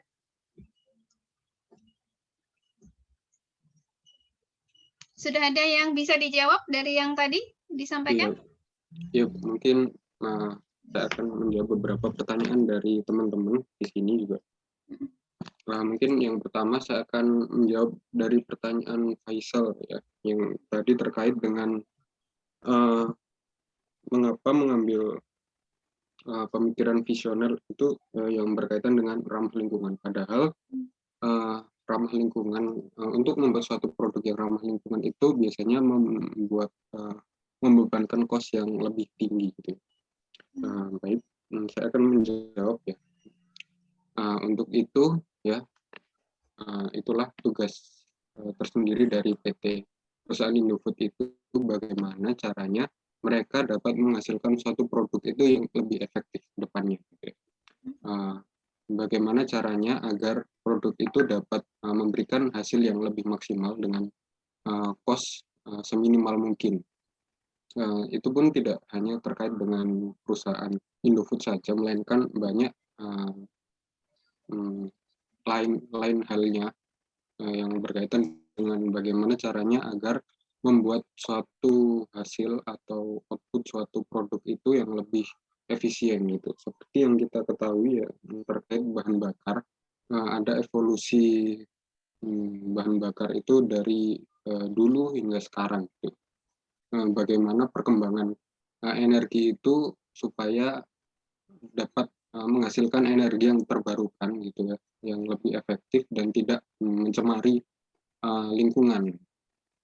Yaitu yang kita semua rasakan gitu, adanya bermunculan produk mobil Tesla yang berbahan bakar dari listrik gitu. Terus penggunaan bahan bakar biodiesel gitu ya sebagai penyebab kelangkaan dari minyak goreng kemarin gitu. Itu adalah salah satu upaya gitu ya, bagaimana caranya agar pemerintah itu menghasilkan suatu energi yang lebih ramah lingkungan dan juga efektif dan efisien. Mungkin itu dari saya. Oke, Mas Faisal, cukup? Mau menanggapi lagi? Ya, silakan. Karena kita sedang mensimulasikan ya terkait dengan stakeholder dengan pihak pemapar, bahwa yang disebutkan tadi itu sebenarnya hanya cita-cita kalau menurut saya, karena kalau kita lihat secara global, valuasi dari produk ramah lingkungan itu hanya menguasai pangsa global sebesar 3%, yang mana sebenarnya cita-cita dari green product ini atau produk ramah lingkungan ini kan sudah berlangsung cukup lama ya, tapi ternyata secara aktual di pasar itu tidak menjual gitu loh produk-produk ramah lingkungan ini, karena ya itu tadi salah satunya dari sisi R&D-nya dan segala macamnya menyebabkan sebuah produk itu menjadi mahal dan menjadi kurang disukai oleh selera masyarakat secara umum di global itu, seperti itu. Kemudian bagaimana dari sisi produk ramah lingkungan ini bisa direalisasikan dengan nyata, bukan hanya untuk melindungi perusahaan, atau dalam hal ini ada namanya greenwashing, di mana perusahaan ini berusaha menggembor-gemborkan iklan produknya dengan ramah lingkungan, nyatanya dari sisi operasional perusahaan ini ternyata merusak lingkungan kayak gitu dari R&D-nya. Nah, itu dari seperti apa jawaban dari kalian? Oke, terima kasih Mas Faisal. Saya cut ya dari teman-teman kelompok 6 biar teman-teman yang lain kebagian. Ya, isu produk lingkungan ini memang apa ya, memang lagi seksi ya, apalagi sekarang Indonesia menjadi tuan rumah G20 gitu. Jadi memang dia akan bergerak di segala sisi ya, dari sisi industri sampai ke household gitu ya. Household itu terkait dengan pengelolaan sampah dan sebagainya. Di industri memang ini kalau saya melihat Mas Faisal ini posisinya sebagai another management gitu ya, nggak rela nih karena kalau kita memproduksi produk ramah lingkungan gitu ya, itu cost-nya gede gitu ya, tapi revenue yang kita dapat tuh nggak seberapa gitu ya. Tadi pangsa pasarnya berapa? Cuman berapa persen, Mas? 3%, Bu. Berapa, Mas? 3%. 3%, kecil banget kan, 3% gitu ya. Nah, itu mungkin butuh strategi lain gitu ya, atau another reason gitu ya, kenapa sih Indofood harus tetap mengedepankan si produk ramah lingkungan gitu ya. Misalnya ada pembangunan citra gitu ya, membangun brand gitu ya. Meskipun tadi ya yang disampaikan Mas Faisal, jangan sampai dia itu menggembar-gemborkan produk ramah lingkungan, tapi ternyata di dalamnya masih banyak menyebabkan kerusakan lingkungan gitu. Nah, di banyak perusahaan kadang-kadang brand atau citra itu memang dikejar oleh perusahaan. Kenapa? Karena mereka pengen mendapatkan pengakuan gitu ya, pengakuan dari masyarakat. Kalau dia diakui gitu ya, brandnya dikenal, maka masyarakat tuh akan lebih banyak membeli produk dia gitu ya. Sekarang produk ramah lingkungan itu bukan hanya orang-orang yang peduli dengan lingkungan, tapi sudah menjadi semacam gengsi gitu ya. Sama kayak teman-teman lari gitu ya. Sekarang kan banyak ya yang ajang status finisher gitu ya, yang sudah finish di sekian kilometer gitu. Nah itu bukan hanya sekedar olahraga gitu ya. Sekarang itu juga sudah menjadi gaya hidup. Nah itu bisa jadi perusahaan itu bisa mengambil strategi itu gitu ya. Jadi tidak hanya tergantung dari sisi kita hanya mewujudkan ramah lingkungan, tapi mendapatkan input juga gitu ya, revenue buat perusahaan gitu, karena kita punya citra atau brand yang baik terhadap itu gitu. Tapi memang tadi konsen Mas Faisal bagus sekali gitu ya, karena cost-nya memang mahal gitu ya. Sementara kalau kita tidak melakukan strategi yang bagus gitu ya, kita tidak akan mendapatkan hasil yang bagus juga gitu. Oke, baik, terima kasih Mas Faisal. Selanjutnya, monggo teman-teman kelompok 6. Baik Bu, mungkin sebelumnya kami akan menjawab pertanyaan dari Gabriel terlebih dahulu. Ada boleh minta tolong dibantu screen-nya. Nah, tadi terkait pertanyaan dari Gabriel, itu mungkin terkait perbedaan interpretasi ya Bu. Nah, kalau dari kami sendiri, memang kami menginterpretasikan kalimat meski diperkirakan terdapat overvalue pencatatan tanah sebesar 1,5 miliar, kinerja perusahaan dan posisi strategisnya menjadi goodwill tersendiri bagi ICBP. Nah, kami menginterpretasikan kalimat tersebut sebagai, berarti nanti eksesnya setelah dialokasikan ke under over, dialokasikannya ke goodwill gitu. Jadi ada goodwill dari perusahaan gitu Bu. Jadi seperti yang sama-sama kita tahu juga bahwa selama ini kalau ngerjain kan pasti eksesnya pertama dialokasiin ke under value dulu, baru habis itu sisanya ke goodwill atau ke paten gitu kan. Nah, kami mengerjakannya juga sama seperti itu. Jadi ini mungkin terkait perbedaan interpretasi aja ya Bu. Kalau kami memang eksesnya itu kami alokasikan dulu ke under value atau over value, kemudian baru sisanya kami alokasikan ke goodwill karena memang di situ tertera bahwa terdapat goodwill oleh ada perusahaan tersebut. Mungkin seperti itu Bu. Nah, tapi di sini kan jadinya antara kerjaan kami sama kerjaan kelompok Gabriel kan jadi beda ya Bu. Goodwill-nya aja beda, tadi dia berarti goodwill-nya 10 miliar, sedangkan kami 9, miliar. Nah mungkin kami kembalikan lagi ke Ibu, karena kan mau gimana pun ini nanti harus ada kunci dan segala macam itu ya Bu. Mungkin itu aja Bu dari kami. Baik, terima kasih Mas Gabriel, izin menanggapi ya. Baik. Ini memang jadi jadi masalah tersendiri ketika kita baca soal gitu ya. Teman-teman nanti kalau di dunia kerja gitu ya, misalnya di KAP gitu ya, atau di perusahaan itu sendiri, itu nggak akan ngebaca seperti ini gitu ya. Teman-teman hanya dihadapkan bahwa ada angka book value dari perusahaan yang akan kita akuisisi gitu ya. ICBP punya angka book value sekian. Kemudian kita pasti akan compare nih ke pasar gitu ya. Aset dia kalau di pasar itu dinilainya berapa sih gitu ya. Nah, itu kita akan membuat range harga tuh di kisaran gitu ya, kisaran aset dia itu nanti kalau di pasar sebesar sekian gitu. Nah, itu akan menjadi menjadi perkiraan kita gitu ya. Oh, dari book value dia itu ternyata dia menilainya masih under value atau over value dari pasar gitu ya. Kalau kita tahu under value atau over value sebesar sekian gitu ya, kita akan melihat lagi harga yang mau kita sampaikan gitu ya.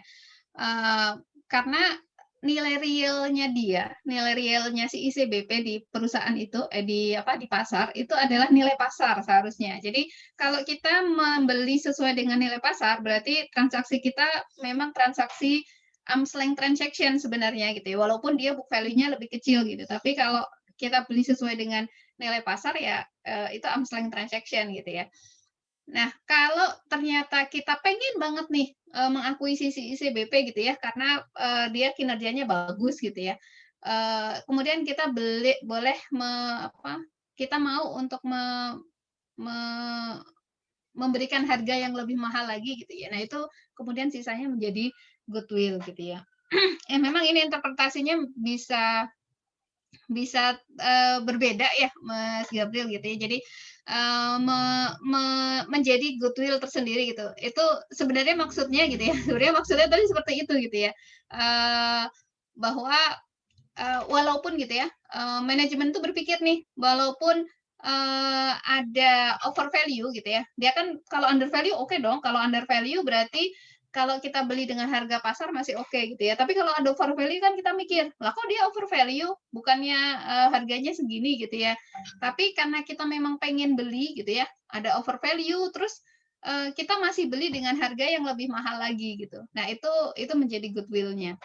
Jadi masalah pembacaan saja Mas Gabriel gitu ya. Jadi memang eksesnya kalau dihitung dengan cara Mas Gabriel menjadi lebih kecil ya eksesnya ya dari sisi yang ICBP gitu ya, akuisisi NDF terhadap ICBP maupun ICBP ke PCL gitu ya. Jadi secara in total eksesnya memang akan menjadi lebih kecil gitu ya. Tapi nggak masalah, ini masalah pembacaan saja gitu ya. Masing-masing bisa berbeda gitu ya. Tapi kalau yang dimaksudkan di soal ini sebenarnya seperti itu gitu ya. Cara berpikirnya manajemen bahwa ada under value, over value gitu ya. Tapi kalau masih berani bayar lebih ya berarti itu yang akan menjadi total eksesnya gitu. Gitu Mas Gabriel.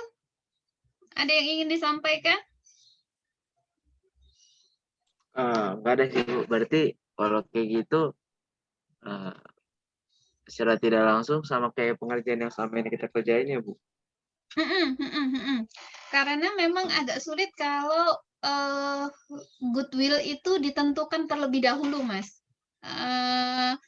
Goodwill itu kan nggak punya nilai ya di pasar. Dimanapun goodwill itu nggak ada nilainya gitu ya. Maka di mana-mana goodwill itu akan menjadi menjadi excess, menjadi sisanya gitu ya. Akan berbeda kalau paten gitu ya. Kalau paten itu kemungkinan akan ada nilainya. Tapi di sini kan disebutkan dia tidak mencatat paten gitu ya. Jadi kemungkinan kita juga nggak tahu nih nilainya paten tuh berapa gitu ya. Makanya ini juga menjadi sisa juga gitu ya. Ya mungkin behind ya, interpretasinya bisa kita kita asosiasikan dengan karakter dasarnya si intangible asset tadi ya. Kalau goodwill itu memang nggak ada nilainya ya wajar kalau dia menjadi eksesnya gitu ya, menjadi sisanya gitu. Gitu Mas Gabriel. Baik Bu, terima kasih. Oke. Selanjutnya satu lagi mungkin pertanyaan Mbak Aza ya. Kelompok lain menunggu sebentar ya. Baik Bu, izin Ya. Untuk menjawab pertanyaan dari Saudari Aza, kurang lebih pertanyaan Aza tadi, strategi yang dijabarkan ada banyak. Menurut kalian satu strategi yang paling penting dari strategi yang sudah dijabarkan tadi itu apa? Nah, dari strategi yang telah kami paparkan, ada salah satu strategi yang menurut kami itu sangat krusial ya, yang dari pemikiran visioner itu sendiri. Maksud dari pemikiran visioner itu bagaimana kedepannya industri Indofood ini dapat mengikuti segala perkembangan zaman yang ada. Caranya seperti apa? Kalau menurut saya itu bagaimana caranya agar Indofood itu bisa keluar dari kategori industri awalnya. Untuk contohnya banyak juga sudah diterapkan pada e-commerce gitu ya, seperti Shopee, Bukalapak dan lain sebagainya, dan itu pun terbukti bahwa perusahaan tersebut dapat berkembang lebih cepat gitu ya daripada pesaing-pesaingnya yang lain. Seperti yang kita ketahui, Shopee itu awalnya adalah hanya pasar, seperti pasar yang di dalamnya ada penjual dan pembeli gitu. Melainkan untuk sekarang Shopee berkembang begitu pesat gitu. Ada banyak terobosan-terobosan baru yang sekarang kita juga sudah kenal dengan Shopee Food gitu ya, yang mana awalnya itu merupakan pangsa pasar e-commerce lain gitu. Melainkan Shopee sudah memiliki salah satu segmennya tersendiri, dan juga banyak keunggulan-keunggulan yang diberikan dari Shopee itu sendiri, sebagai yang mana fasilitas tersebut itu juga dirasakan segmennya itu ke seluruh kalangan gitu. Ada Shopee Games, ada Shopee Mall, dan yang pastinya semua kalangan itu bisa gitu menikmati keunggulan-keunggulan yang diberikan dari Shopee itu sendiri. Nah, untuk itu tidak menutup kemungkinan apabila Indofood ini ke depannya juga dapat berkembang lebih pesat lagi dengan perluasan segmen yang ada. Nah, mungkin sekian, Bu. Oke, baik, Mas Dimas. Ya, strategi mungkin masih di picture besarnya gitu ya. Nanti mungkin ke depan sebenarnya dari sisi strategi teman-teman sudah menyebutkan tadi ya, Mbak Suci sudah menyebutkan beberapa resiko gitu ya, kemudian mitigasinya, kemudian dari strategi juga sudah gitu ya. Hanya mungkin ke depan gitu ya, karena ini real gitu ya, mungkin tapi mungkin ada keterbatasan data ya, karena memang ini simulasinya bukan simulasi beneran ya. Kalau teman-teman lihat angkanya itu kan bukan angka beneran gitu ya, itu angka ala AKL lah ya gitu. Jadi kalau simulasi beneran mungkin teman-teman bisa melihat data perusahaan itu. Jadi strategi yang disampaikan itu memang strategi detail gitu ya, strategi real. Jadi kalau misalnya kita mau membuat strategi misalnya menambah jumlah outlet gitu ya. Nah, ini sudah dipikirkan nih cost and benefit-nya gitu ya. Apakah kita lebih baik menambah jumlah outlet di pasar tradisional misalnya ya. Tadi sih masuknya di ancaman ya. Atau kita memberikan atau membuat reseller gitu ya. Jadi produk kita itu ada di semua tempat gitu ya, tapi kita nggak perlu membuat outlet gitu ya, karena outlet itu kan butuh biaya juga gitu ya. Nah, itu seperti Matahari itu kan banyak yang gulung tikar gitu ya, karena salah satu masalahnya adalah dia harus bayar sewa atau harus mengakuisisi gedung gitu ya. Nah, itu costly lah. Sekarang ini bisnis sudah nggak relevan lagi kalau banyak-banyakan aset dari sisi itu gitu ya. Yang penting operasional tuh oke gitu ya, tapi resource-nya bisa lebih hemat lagi gitu. Nah, untuk strategi ataupun mitigasi, teman-teman nanti bisa lebih detail lagi kira-kira apa yang ingin disampaikan gitu ya. Kalau secara ideal gitu ya, normatif, kalau teman-teman ini presentasi di stakeholders gitu ya, ini belum memberikan apa-apa gitu ya. Mungkin teman-teman yang pernah mengikuti lomba-lomba ICEW atau lomba terakhir itu apa sih? Saya kok jadi lupa. Mereka akan CFA. Mereka akan memberikan strategi itu yang benar-benar real di lapangan gitu ya. Kira-kira itu apa gitu ya. Jadi bukan di tataran ideal, tapi tataran real di lapangan seperti apa. Oke, baik. Itu mungkin Mbak Azai, mudah-mudahan cukup ya. Baik, Bu. Makasih Ya, Bu. terima kasih. Baik, selanjutnya mungkin masih ada yang raise hand? Mas Mukti dan Mbak Gatia ya.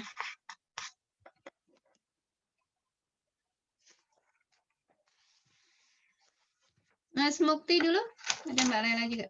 Mas Mungkin Mukti dulu. dulu Bu, dari tadi soalnya. Kenapa Mas Mukti? Mungkin Mbak Gatia dulu Bu, dari Oh, Mbak tadi. Gatia dulu ya. Oh iya, saya nggak ngeliat. Yuk, mau nggak Mbak Gatia? Halo semuanya, selamat pagi. Selamat pagi Bu, saya dari perwakilan kelompok 5, izin menanggapi. Terkait dengan strategi dan strategi mungkin ya ini Bu. Nah, di sini ada yang menarik buat saya untuk pengakuisisian perusahaan-perusahaan kecil Bu. Menurut kelompok kami, pengakuisisian seperti itu bisa mengembangkan perusahaan unicorn ini yang saya lebih besar gitu ya. Nah, di sini di daerah Afrika ada jadi Indomie adalah satu produk yang well known dan gimana ya, sangat banyak dikonsumsi gitu ya. Kayak di Afrika tuh nggak ada lah orang yang nggak tahu Indomie gitu saat ini. Nah, dan juga perkembangan grafik pertumbuhan Afrika ini makin banyak. Jadi sekarang setiap keluarga memiliki anak yang cukup banyak seperti 5 sampai 6. Jadi semakin mudah lah Afrika. Dan kedepannya akan gitu juga. Nah, di sini ada perusahaan Dufil Prima Foods, di mana dia ini joint venture dari Salim Group dan Tolaram Group. Nah, si Dufil ini produk utamanya adalah Indomie. Dan joint venture-nya 50-50 ya kan. Nah, menurut kelompok dari kelompok AHDA, apakah pengakuisisian perusahaan seperti ini adalah hal yang baik atau ya udah biarin si Salim Group aja atau gimana? Minta pendapatnya. Terima kasih. Baik, terima kasih Mbak Gatia. Selanjutnya monggo Mas Mukti. Ya, Bu. Mungkin izin share screen, soalnya ingin bertanya terkait perhitungan, Bu. Silakan monggo Mas Mukti.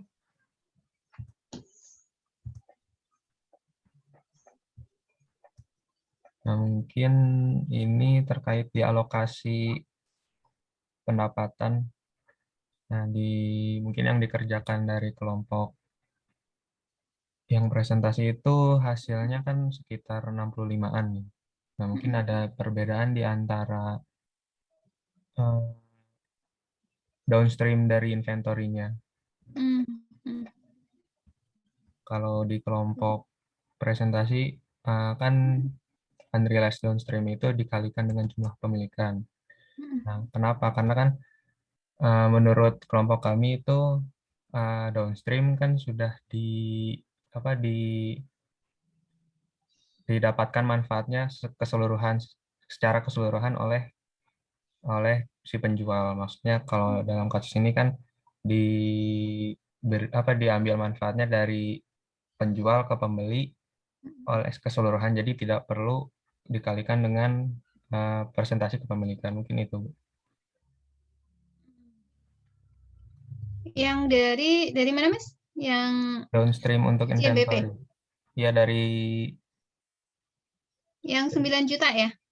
Downstream inventory, unrealized gain. Jadi kalau di Mas Mukti di ICBP gitu ya? Bukan di PCL. Kalau di kelompok 6 kan di PCL tadi ya? Ya. Mengurangkannya gitu ya? Iya, seperti itu. Oke. Di Mas Mukti hasil hasil in total secara worksheet semuanya balance ya, ketemu dengan sudah balance. Hasil seperti ini sudah balance. Ya. Income from ICB, income from PCL-nya berarti 13.160 itu Mas? Oh iya Bu, ini. Ya, di worksheet-nya ada. Worksheet-nya ada Mas? Kita coba lihat biar teman-teman kelompok 6 dapat gambaran. Income from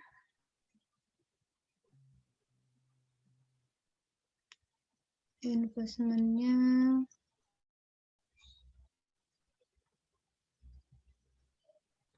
219 ya.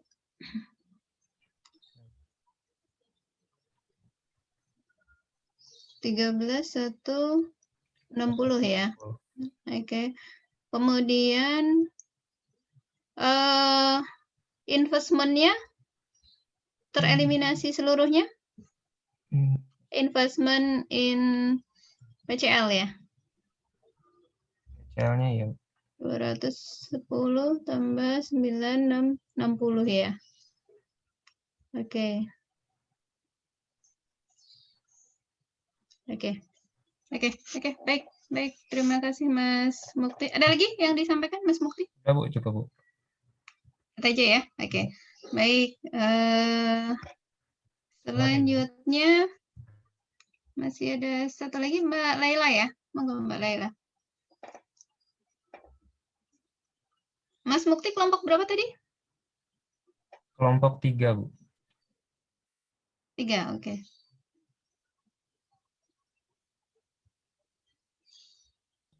Mbak Laila, monggo. Ya Bu, terima kasih Bu. Jadi saya Laila Kumalasari, perwakilan dari kelompok 1. Izin bertanya kepada kelompok 6 terkait masalah usulan risiko. Tadi kan dipaparkan risikonya itu kenaikan harga komoditas dan bahan baku. Nah, untuk mitigasinya itu salah satunya itu menggunakan bahan baku substitusi tanpa mengurangi risiko tersebut dan dapat meredam dampak gejolak harga komoditas. Nah, pertanyaannya itu, kalau misalnya harga substitusi dari produk-produk data Indofood itu juga ikut naik, itu perusahaannya akan mengambil langkah gimana? Soalnya risikonya itu kan kenaikan harga komoditas, sedangkan dan bahan baku substitusinya itu juga mengalami kenaikan.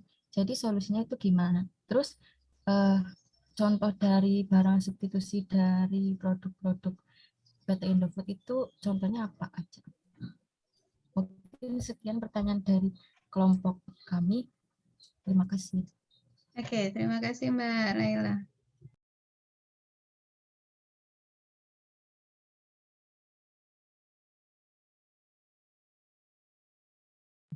Baik, terima kasih Mbak Laila. Monggo Mbak Kiki, Mas Ahda, Mas Dimas, dan Mbak Suci. Bisa ditanggapi?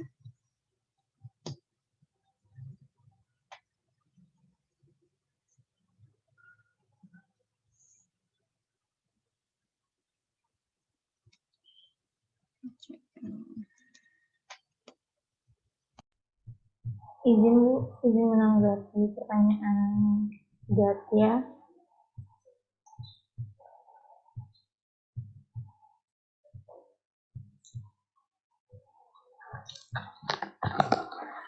Nah, jadi sebelumnya menurut kami untuk melakukan akuisisi itu sebenarnya banyak manfaatnya seperti yang dijelaskan sama Gatia tadi.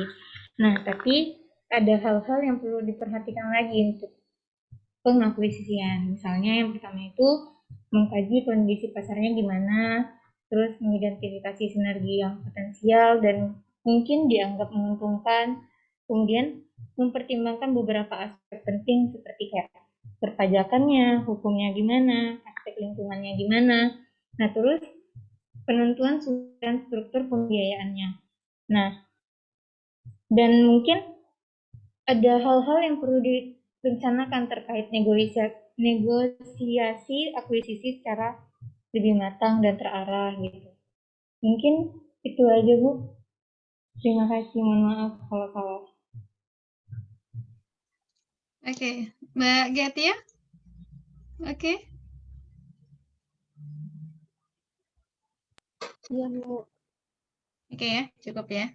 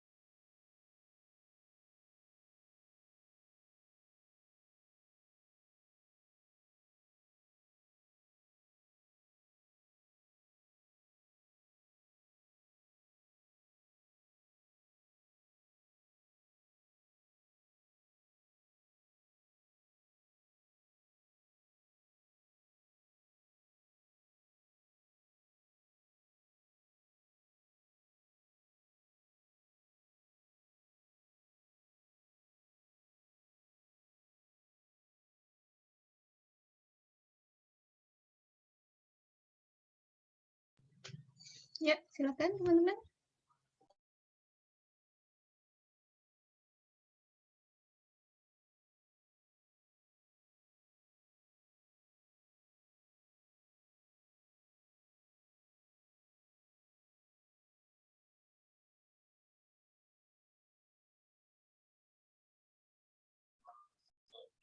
Bu, izin menjawab tadi pertanyaan Mukti, Bu.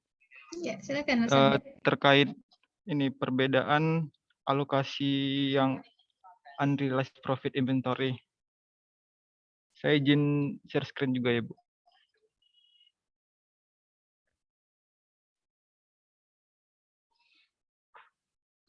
Nah, tadi terkait dengan yang intercompany inventory, nah itu kayaknya kami yang salah, Bu. Ini kan dia tadi memang ICBP dia ngejual inventory ke PCL. Jadi gennya itu miliknya si ICBP-nya.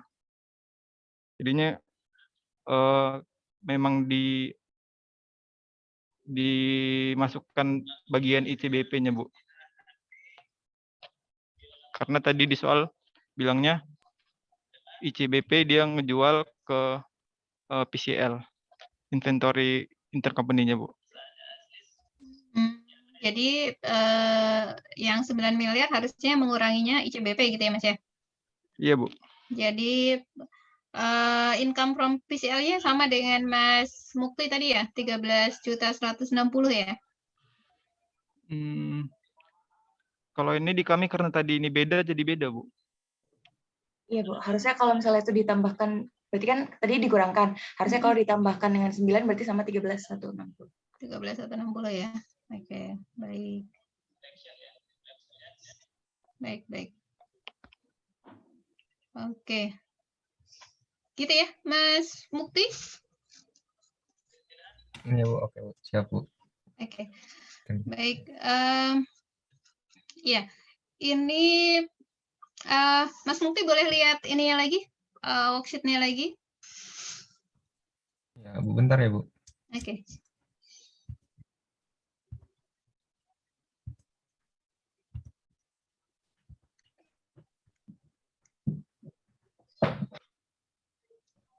Oke, di konsolnya mungkin, Mas.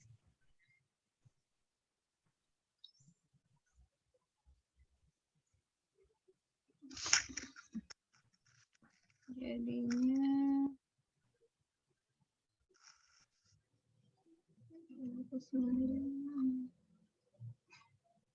investment in PCL-nya tadi jadi berapa? 219 ya? 219. Oh iya. Oke. 210. Eliminasi yang K ini apa, Mas? Boleh lihat nggak? Yang 9.660. Dividen.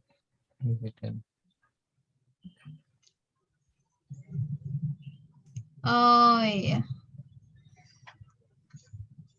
Oke, karena income from-nya 13.160 ya.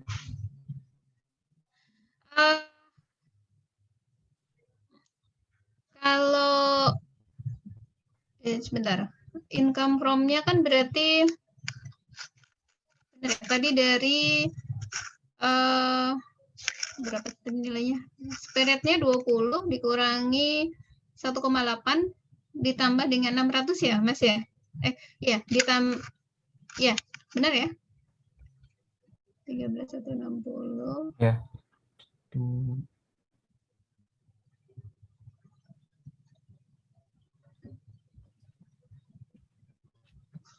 Kalikan 70%. 13.160. Oke, baik. 210. Oke. Ini karena sebenarnya gini, income from PCL ya, income from PCL. Transaksinya downstream ya, jadi ICBP yang akan dikurangkan gitu ya, dikurangkan sebesar 9 miliar untuk yang unreleased profit gitu ya. Dalam pencatatannya, ketika kita bicara income from grandson gitu ya, income from grandson, nilai income-nya ini kalau kita bilang 13.160 boleh dicatat secara keseluruhan enggak?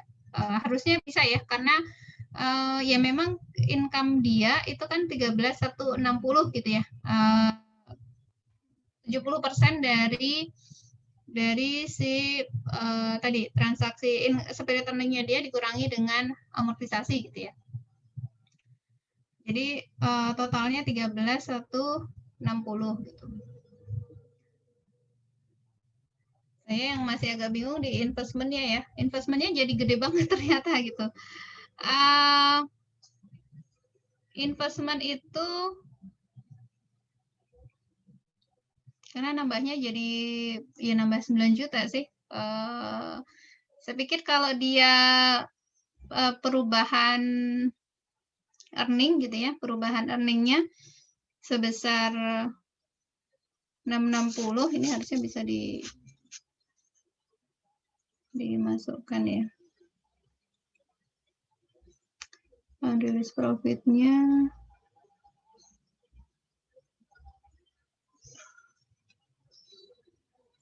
ya.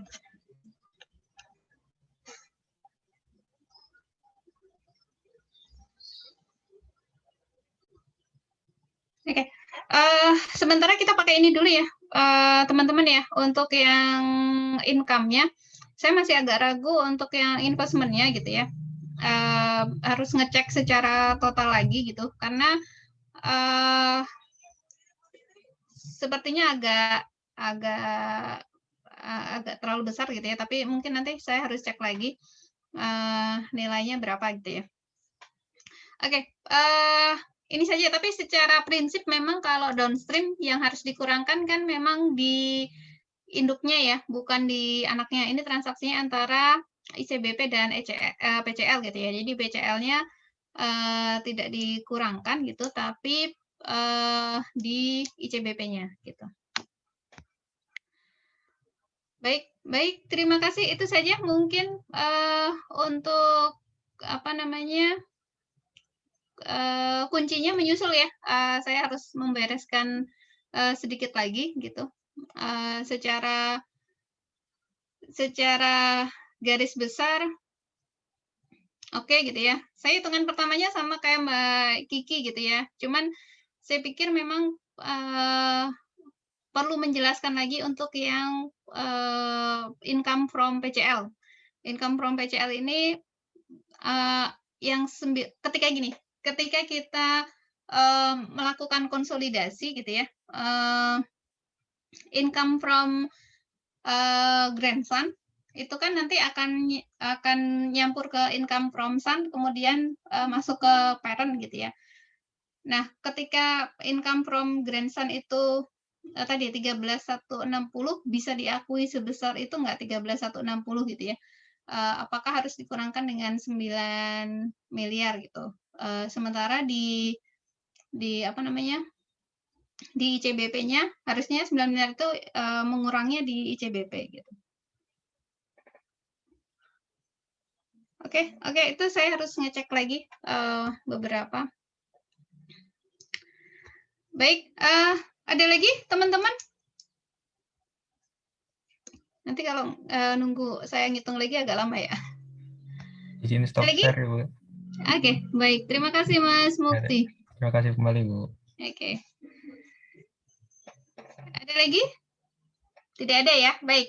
Kalau tidak ada, kita berikan aplaus untuk kelompok 6 untuk hari ini.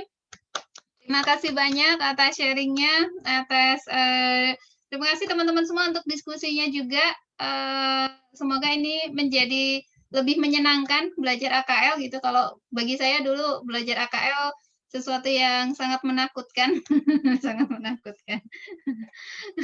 Jadi mudah-mudahan ini menjadi apa ya, menjadi teman-teman menjadi lebih bersemangat gitu ya. Tapi benar lah kan, memang harus banyak berlatih gitu ya, termasuk logika-logikanya juga. Baik, sekali lagi teman-teman yang untuk sanggahan tanggapan gitu ya untuk hari ini, di setiap kelompok wajib untuk menyampaikan ya, nanti disampaikan di WAG untuk tanggapannya. Baik, Bu, mohon izin. Tadi ya. ada satu pertanyaan yang belum sempat dijawab, Bu, dari Laila. Oh iya, mangga. Silakan, Suci. Izin menjawab, Bu. Tadi kalau nggak salah pertanyaan Lala itu, misalnya bahan substitusi itu berubah harga, baik naik atau turun. Nanti apa yang harus dilakukan perusahaan? Nah, terus apa tindakan yang harus diambil? Apakah harus menekan atau menaikkan harga, atau harga biaya produksi, atau harus beralih ke bahan baku substitusi lain? Nah, menurut kami, karena barusan saya baca artikel, PT Indofood itu kebanyakan menggunakan bahan baku tepung sebagai bahan makanannya. Nah, jadi di dalam artikel itu untuk mencari substitusi bahan baku lain itu cukup sulit dan belum ketemu bahan bakunya gitu.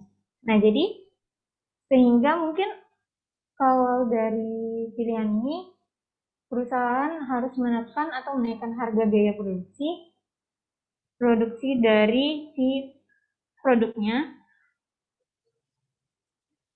Mungkin walaupun dengan harga yang terbilang mahal, si perusahaan bisa menginovasikan produknya. Misalnya lebih memperpindah dari bentukan kemasan, atau mungkin yang biasanya mie-nya cukup untuk satu orang jadiin 2 gitu.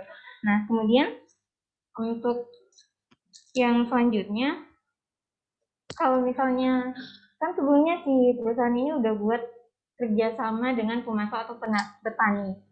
Mungkin dari beberapa pemasok atau petani itu dicari lagi mana harga dari bahan baku yang lebih murah. Terus itu yang akan dijadiin bahan baku untuk pembuatan makanannya. Mungkin gitu, Bu. Terima kasih. Oke, baik. Terima kasih Mbak Suci. Mbak Lela kelewatan ya, punten. Saya ngelihat waktu jadi udah agak panik. Baik, terima kasih Mbak Suci. Mbak Lela, cukup? Iya, cukup Bu, nggak apa-apa Bu. Makasih. Oke, baik. Terima kasih Mbak Suci dan Mbak Laila. Ya, risiko bahan baku ini kalau perusahaan pangan ya, perusahaan pangan itu memang sangat signifikan gitu ya. Makanya tadi yang disampaikan oleh Mbak Suci gitu ya, ketika menyampaikan mitigasi risiko gitu ya, bekerja sama dengan petani atau supplier gitu ya. Sebenarnya kalau mitigasi itu sama mirip dengan strategi ya, apa saja yang harus dilakukan ya secara detail, petani apa gitu ya, kira-kira mendapatkan pasokannya di mana, itu untuk berapa lama jangka waktunya, kemudian resiko dari mengambil petani itu misalnya ya, ada apa aja gitu. Tapi memang itu butuh data yang banyak ya, butuh data yang banyak gitu ya, terkait dengan apa namanya, kondisi dari pertanian itu sendiri, kemudian kondisi dari kebutuhan. Jadi yang disampaikan tadi ada IRP juga sudah sangat baik gitu ya. Baik, terima kasih teman-teman semua. Mudah-mudahan untuk yang parent, son dan grandson sudah cukup ya. Pada intinya di indirect holding ini, indirect holding untuk yang parent, son dan grandson, kita hanya harus memastikan bahwa ketika konsolidasi gitu ya, ketika konsolidasi kita sudah membersihkan semua yang muncul ya, termasuk tadi ketika kita bicara ada transaksi downstream gitu ya, itu punya siapa gitu ya, punyanya si induk atau punyanya anak gitu ya, punyanya anak. Nah, dari sini sudah oke, insya Allah yang parent son dan grandson. Selanjutnya untuk yang indirect ada connecting affiliate ya. Connecting affiliate teman-teman sebenarnya kemarin sudah sedikit ya. Sekarang balik lagi review karena di pekan depan untuk yang CSA-nya teman-teman juga masih akan menguliti untuk yang connecting affiliate ini. Jadi untuk yang indirect connecting affiliate ini bentuknya seperti ini ya. Bentuknya seperti ini, parent, son, dan anak perusahaan lain gitu ya, anak satu dan anak kedua. Nah,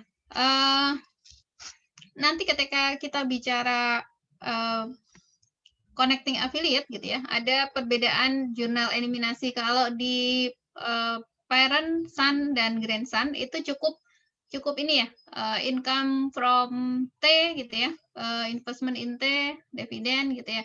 Nah, tapi nanti ketika kita bicara connecting affiliate gitu ya, ini nanti bentuknya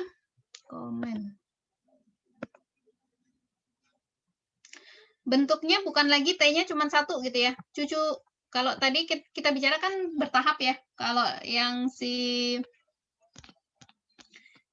parent, son, dan grandson tuh bertahap gitu ya. Kita akan bersindul di sini baru naik ke sini gitu ya. Nah, kalau yang connecting affiliate kan enggak ya. Kalau connecting affiliate itu ketika kita mencari satu di sini ya. Ini sudah ada dua yang harus kita perhitungkan.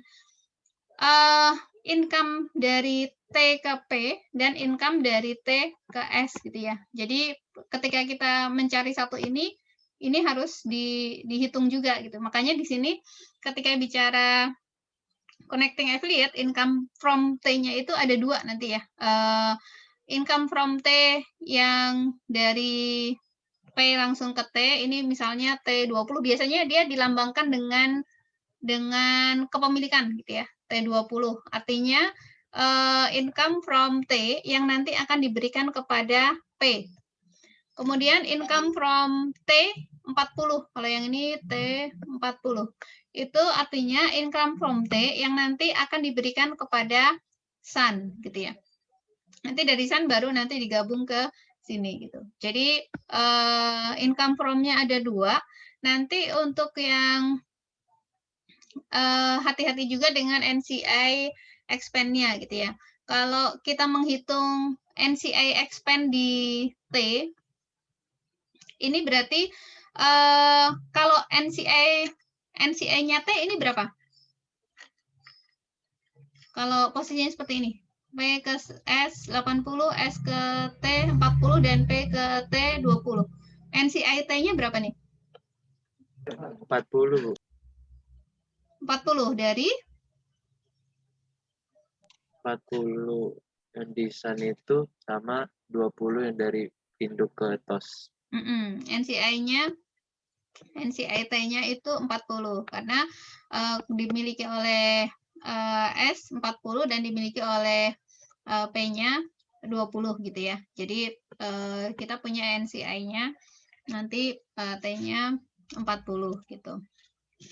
Kemudian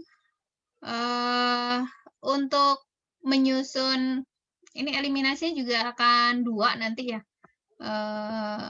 Investment in T dari S dan investment in T dari P gitu ya. Ini T40, yang sini T20 gitu. Itu membedakan utama gitu ya. Kemudian ini kalau di transaksinya P membeli 70% saham, capital stock oke. Kemudian aksesnya ke goodwill. P membeli saham T-nya 60%. Income-nya ada unrealized gain sebesar 10.000 dan dari penjualan tanah, dan unrealized gain 5.000 dari penjualan inventory. Maka di sini yang pertama kita cari sama seperti yang lain, itu adalah aksesnya. Ada berapa aksesnya? Aksesnya ada 70% ya, 70% dari 175. Implied value-nya 250, sementara equity-nya dia 240. Jadi ada goodwill di sini. Goodwill sebesar 10.000. Nah, di sini ada dividen. Nanti yang akan kita cari pertama dari income from T dulu. Income from T yang T20. Yang T20, T ke P ya, T20 berarti karena di sini teman-teman sama prosedurnya harus mencari dari ketika P ke T ada amortisasi enggak? Ada under value, ada over value enggak? P ke T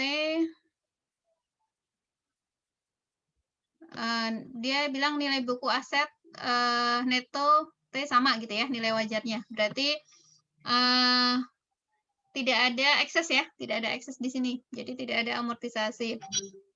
Kemudian ada nggak transaksi dari P ke T? Income P, penjualan ke S, P ke S, kemudian S ke P. Jadi P ke T nggak ada ya.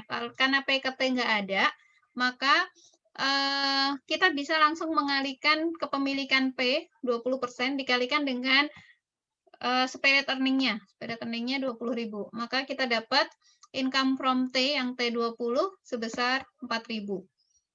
Kemudian yang T kok 60? Iya 60 ya.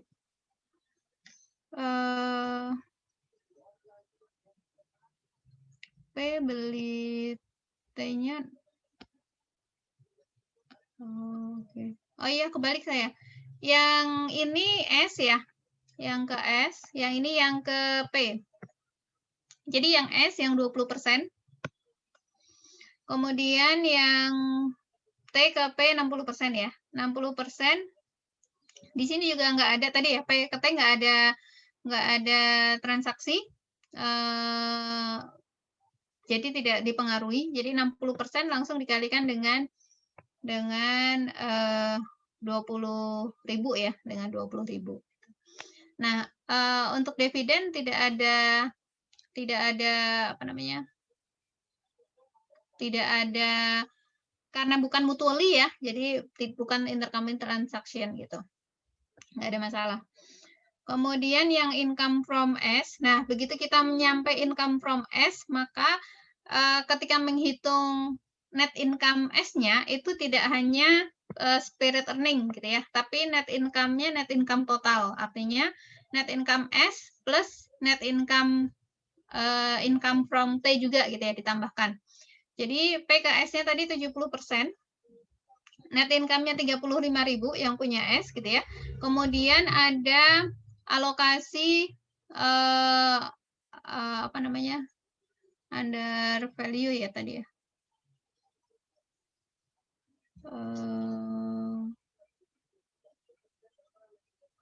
PKS 175.000 ada goodwill.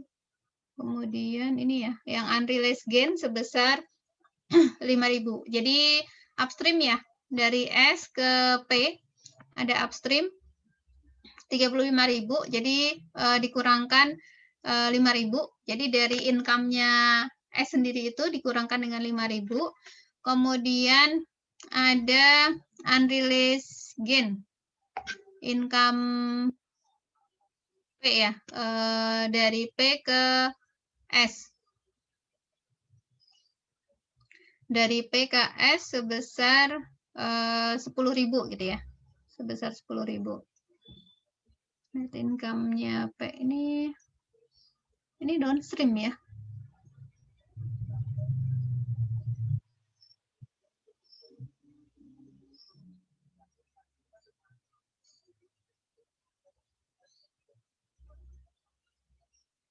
Iya, downstream. Downstream Harusnya nggak dimasukkan ya. 70% dikalikan dengan 35.000 dikurangi dengan 5.000 gitu ya. Kemudian ditambahkan dengan 70% kali 20% kali 20.000.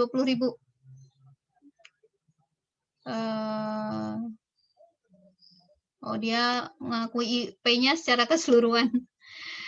Oke, baik. Ini karena ini aja lah ya gambarannya yang paling gampang. Ini nyampur-nyampur di sini. Oke. Ini yang income from T-nya, yang alokasi 60%, ini ya, 12.000. Dikalikan aja. 60% dikalikan dengan 20, 12.000. Kemudian yang S, ini juga nggak ada masalah tadi, 20% dikalikan dengan 20.000, 4.000 gitu ya. Jadi NCI-nya 4.000. Ini di-deliver ke S ya. 12 ditambah 4 ya. 12 ditambah 4, 16.000. 35.000 dikurangi dengan unrealized profit-nya 5.000 gitu ya. 30.000. 30.000 yang dari T ini 4.000 ya. Yang dari T 4.000. Kalau yang ini kan ke P ya, ke P langsung. Ini ke sini. Yang ini 4.000-nya ke sini, ke S. Jadi sekarang kita punya net income-nya 34.000 untuk S. Nah, 34.000 ini di presentasinya berapa tadi? 70% ya. 70%-nya 23.800 ini ke P. Nah, sementara di P sendiri dari spirit earning-nya 70.000 ada transaksi yang tadi downstream ya. Unrealized gain 10.000. Jadi kita punya 60.000. 60.000, kemudian tadi dari T ada income 12.000 ditambahkan dengan yang dari S sebesar 23.800. Jadi in total consolidated net income-nya adalah sebesar 95.800. 95.800 ini CI, controlling interest, ini yang NCI. NCI-nya S dan NCI-nya T. Gitu. Nah, ini udah ketemu. Ini sama ya. Ini sama, cuman yang P ini langsung jadiin satu gitu ya. Makanya di sini 70 dikalikan dengan 20% gitu ya. Sebenarnya bisa langsung ke sini gitu ya. Jadi bisa menggunakan cara 1 dan cara 2. Mana yang teman-teman nanti nyaman untuk digunakan gitu ya. Kalau yang lebih terstruktur, cara 2 lebih enak gitu ya. Kalau ini mau dicari satu persatu juga bisa sih. Oke. Ini sudah. Oke. Masih belum.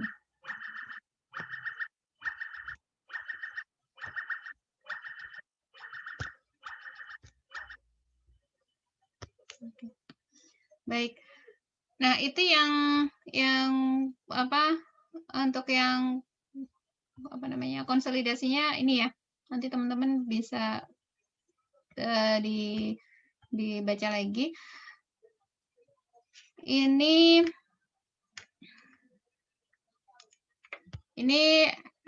buku S sama buku P ya.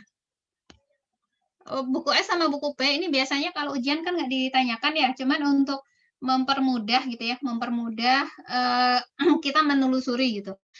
Kalau misalnya tidak menggunakan buku S, buku P, nggak masalah, teman-teman bisa langsung ke jurnal eliminasi. Jurnal eliminasinya juga standar ya, karena ada jual beli inventory tadi, maka ada eliminasi inventory. Ini ada unrealized tadi yang di ending inventory, kemudian gain on sale-nya. Ini income from T20 ya, yang ke S, T yang 60 ke P gitu ya. Kemudian NCI expense dari T gitu ya. Kemudian ini eliminasi income from teman-teman bisa mencarinya dengan dengan tadi ya, dengan ini gitu ya, atau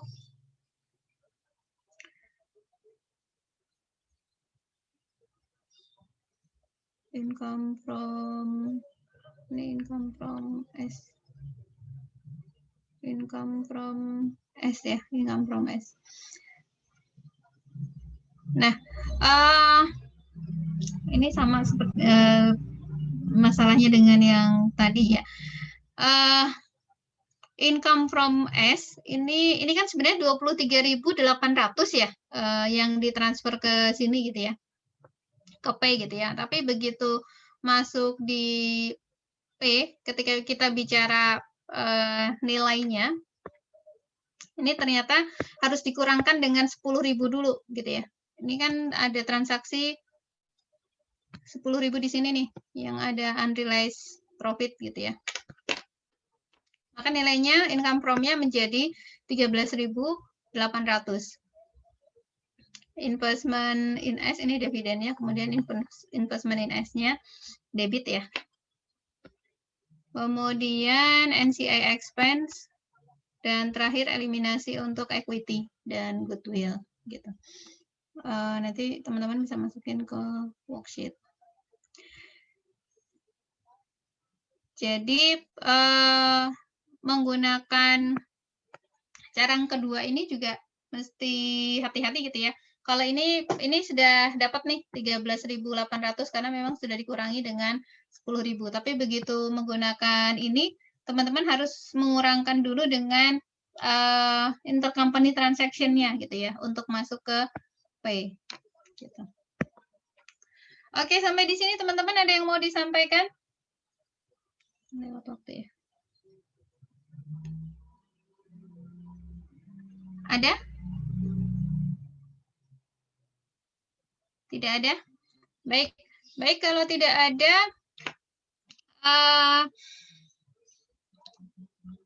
untuk penugasannya sudah ada di GCR ya? Saya lupa udah di-launch atau belum. Nanti untuk penugasan yang studi kasus menyusul ya. Mudah-mudahan hari Kamis ya, besok ya, besok atau Jumat sudah bisa dirilis gitu. Karena masih in progress, masih disempurnakan untuk case-nya. Oke, baik, sampai di sini teman-teman. Ada yang mau disampaikan lagi? Tidak ada ya?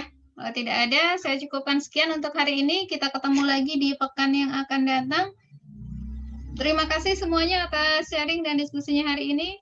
Selamat pagi. Assalamualaikum warahmatullahi wabarakatuh. Waalaikumsalam warahmatullahi wabarakatuh. Banyak Bu. Terima kasih Bu. Izin and meeting.